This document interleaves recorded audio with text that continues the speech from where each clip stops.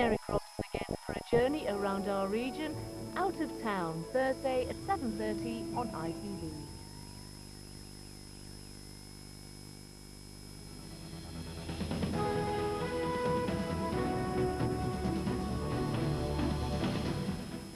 The Prime Minister chooses the North East to officially launch his election campaign. Newcastle lose 1-0 at White Hart Lane at the start of a massive week for United.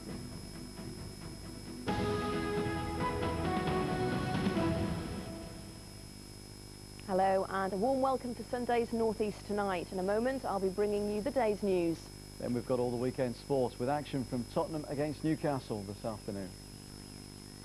Tony Blair chose the North East to kick off his general election tour of Britain today. Once again, he pledged to make education the centrepiece of his plans, but he also told supporters in his Sedgefield constituency the region was the best place to see what his party had achieved after 8 years in office. Our reporter Greg Eastill was there. Back where it all began, bidding for a third term in office, Tony Blair arrived at Trimdon Labour Club for what was billed as the official start to the election campaign after the distractions of the royal marriage and the Pope's funeral. Inside, a loyal crowd that looked hand-picked welcomed him into the throng. The first job, of course, to formally ask them to nominate Mr Blair as their constituency candidate. Kind of important, he said. I hope you can adopt me as your candidate. I mean, to be quite honest, if you don't, we've got a bit of a problem, so... With his son, Ewan, watching every word, Mr Blair then got down to business, spelling out what Labour's ever done for us. Look at the North East, he said, and you'll see. I say go to the schools here with the additional teachers. Go to the hospitals with the nurses and the doctors. Go to the Sure Start Centre in Ferry Hill, or now in Newton Aycliffe or Chiltern. Any of you, the visiting media, go and see what's happening to the lives of real people here in this constituency. This is a new Labour government in action, and we can be proud of what we have achieved. The party faithful looked impressed. No worries then about being made Labour candidate for Sedgefield.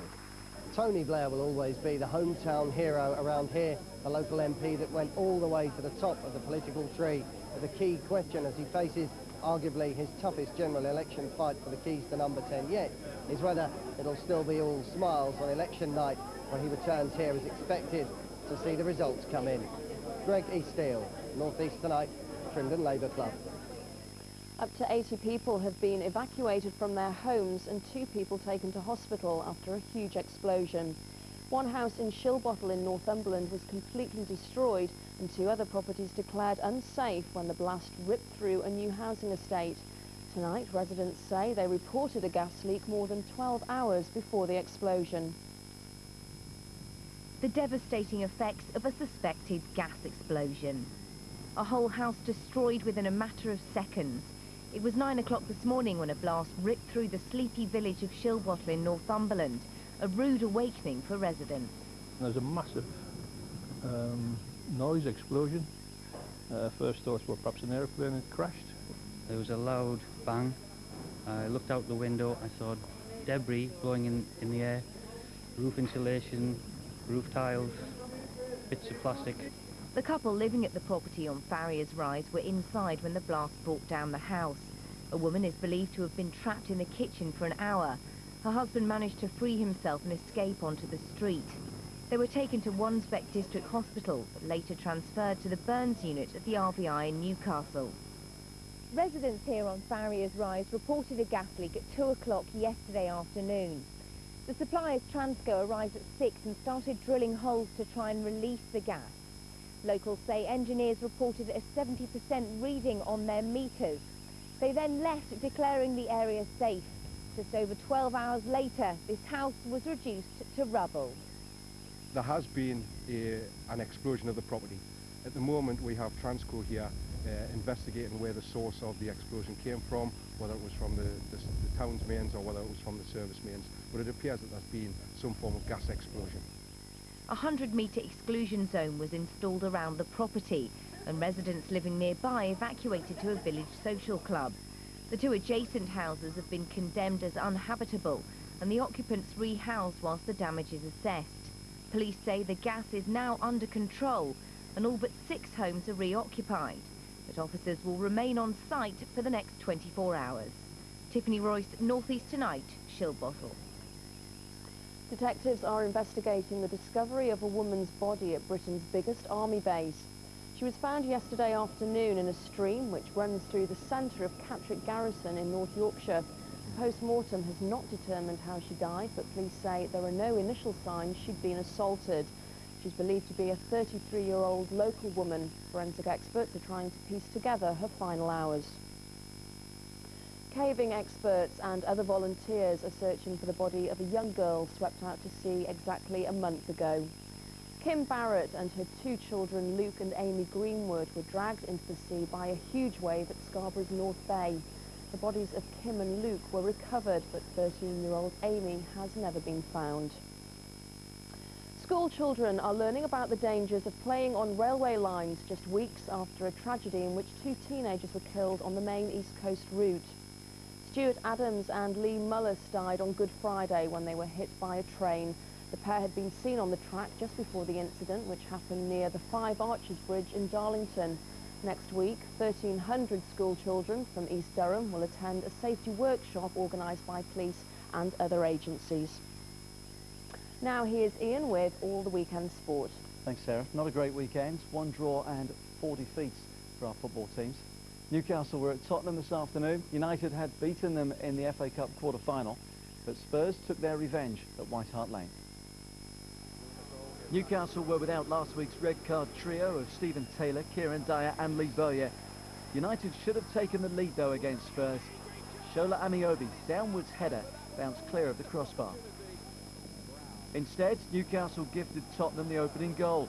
Celestine Babayaro's back pass, the mistake by goalkeeper Steve Harper, punished by Jermaine Defoe right at the end of the first half. Alan Shearer was rested at half-time. The UEFA Cup quarter-final and FA Cup semi-final are in the next 7 days. His replacement, James Milner, should have levelled the scores. This time a gift from the Spurs defence. Milner faced an open goal, but was way off target.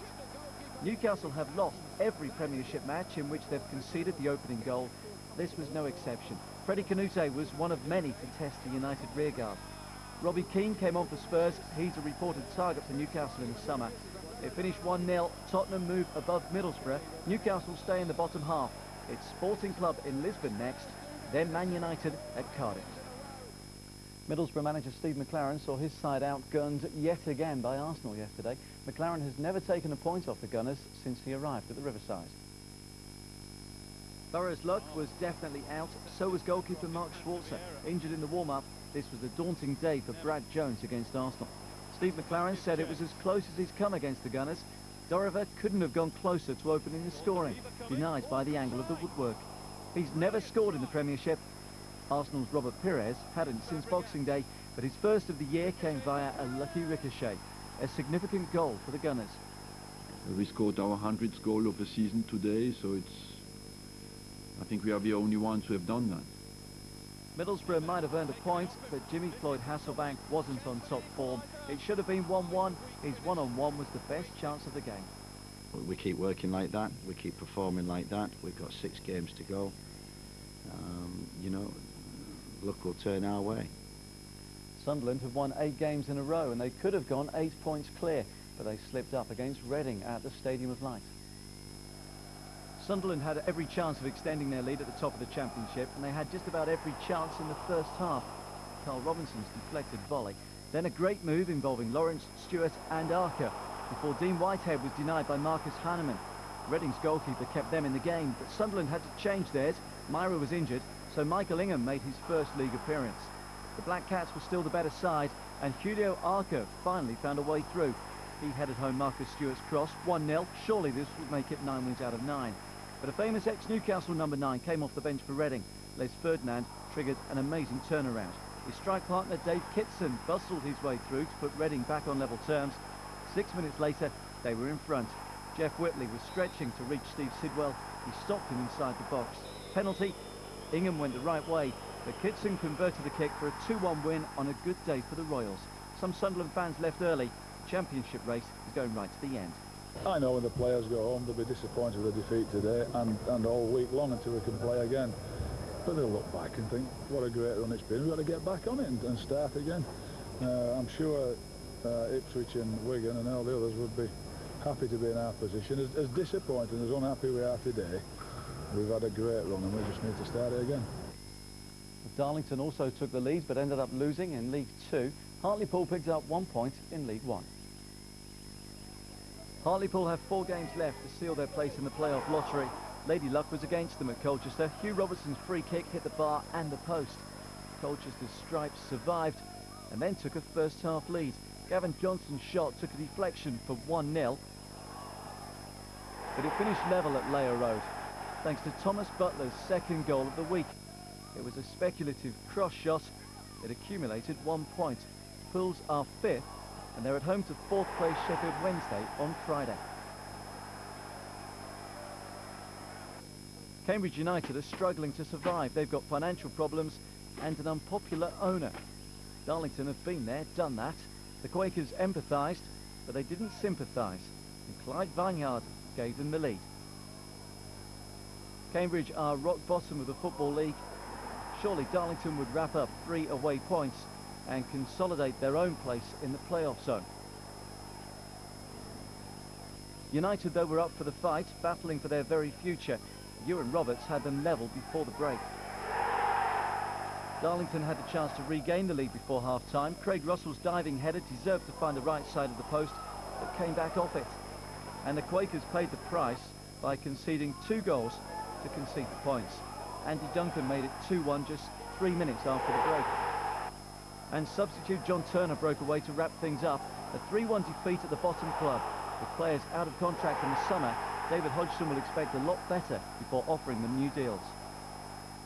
In rugby, the Newcastle Falcons have had a nightmare at home to Worcester today. They lost by 21 points to 16 at Kingston Park, a result that lifts the Warriors off the bottom of the table. And finally, the Newcastle Eagles have beaten the Sheffield Sharks this afternoon. That means that if the Chester Jets fail to win their match this evening, then the Eagles will be crowned Basketball League champions. And that is your weekend sport. Ian, thanks very much. A day of mixed fortunes then for the Prime Minister. His election campaign got underway in the region, but his favourite football team lost 1-0 to Spurs. That's all for now. Goodbye from both of us.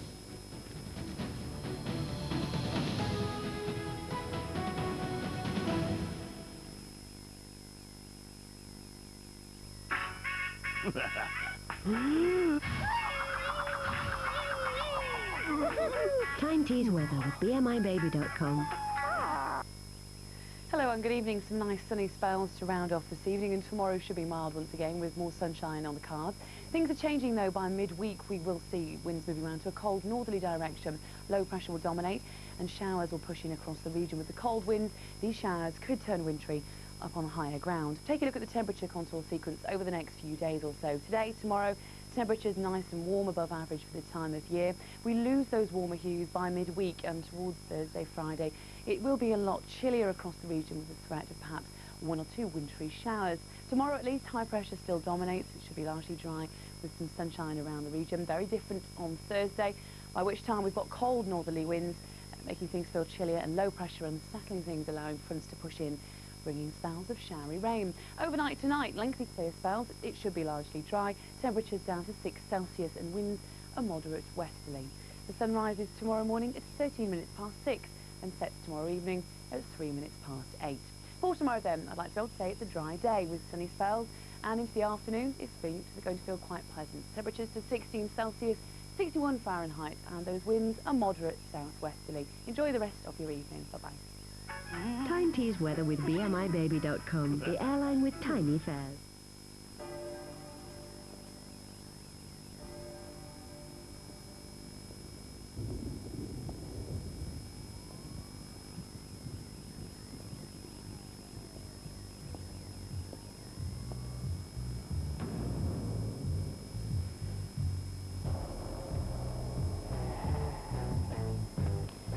Only one can win. Hell's Kitchen, coming soon. Get down to a place where the grass is greener. Welcome to Heartbeat.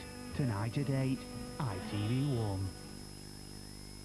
From tomorrow, there's only one place you'll need to be for all the day's news. A new extended lunchtime news part of ITV Day at 12:30. Vote for us. The party leaders make their pitch and already they're trading blows. People are waking up to the fact that immigration will never be sorted out as long as Labour stays in charge.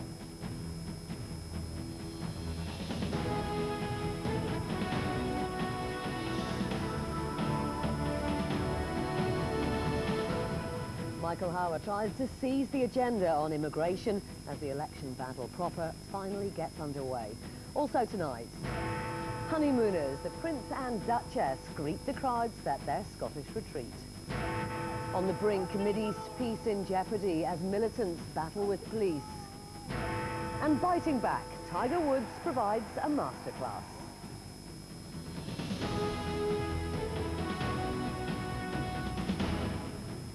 Good evening. The Tory leader, Michael Howard, today upped the